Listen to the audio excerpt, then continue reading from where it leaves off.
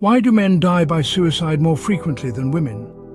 This question, a query that feels heavy and uneasy on the tongue, is one that we must not choose to shy away from, one that we must confront head-on, despite the discomfort it lays upon us. When we delve into this topic, it is essential to realize its complexity and the need for a deeper, more meaningful understanding of the factors at play. These factors include the multifaceted intricacies of gender, the societal expectations that are placed on individuals based on this gender, and the often misunderstood and stigmatized topic of mental health.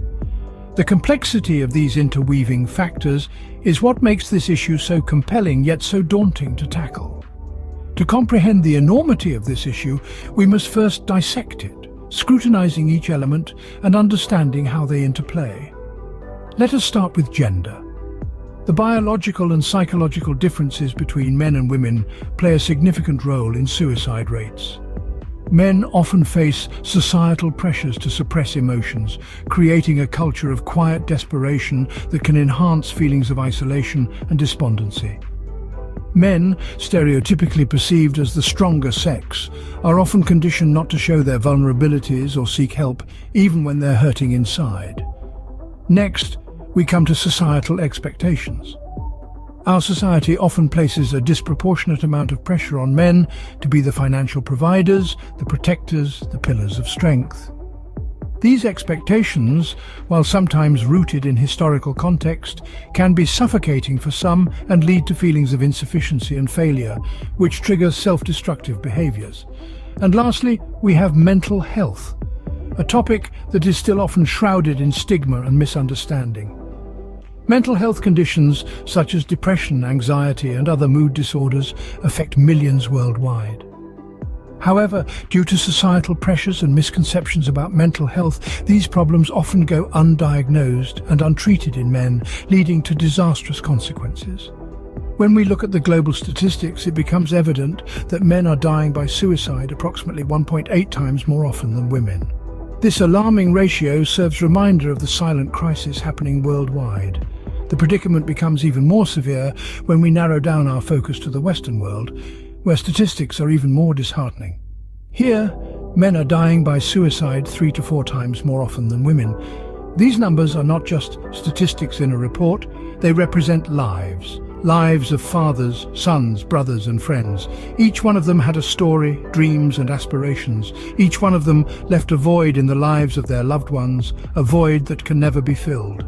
This significant disparity in suicide rates between the genders has led to what is known as the gender paradox in suicide.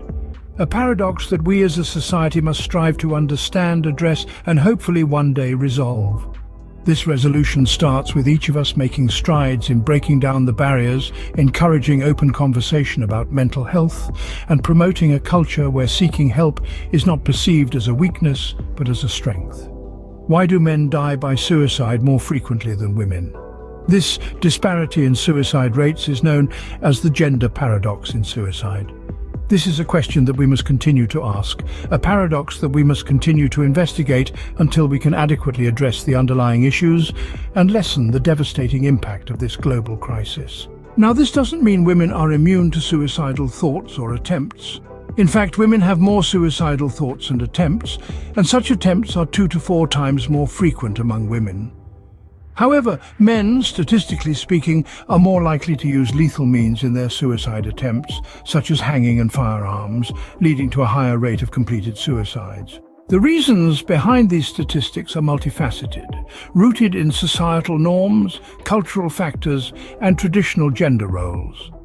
For instance, traditional masculinity often emphasizes independence and risk-taking behavior, which may prevent men from seeking help.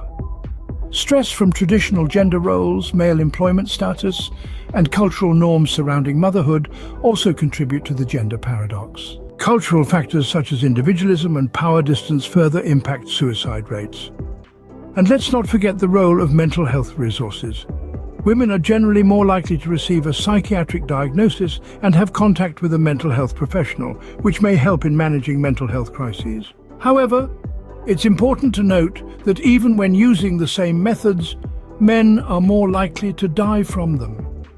This highlights the urgent need for tailored prevention strategies and treatments for different demographics, as well as shifting cultural attitudes about gender roles and norms. Addressing the gender disparity in suicide rates is not a task for a single person, organization, or government.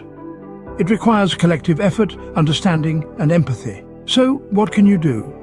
Start by spreading awareness about the high rates of male suicide. Talk about it, break the silence, and challenge the stigma. Encourage the men in your life to seek help when they need it, and remind them that doing so is a sign of strength, not weakness. And remember, if you or someone you know is struggling, don't hesitate to reach out to mental health professionals. There are numerous resources available, both online and offline, to provide the necessary help and support. Because at the end of the day, every life is precious, and everyone deserves the chance to find help, hope, and healing.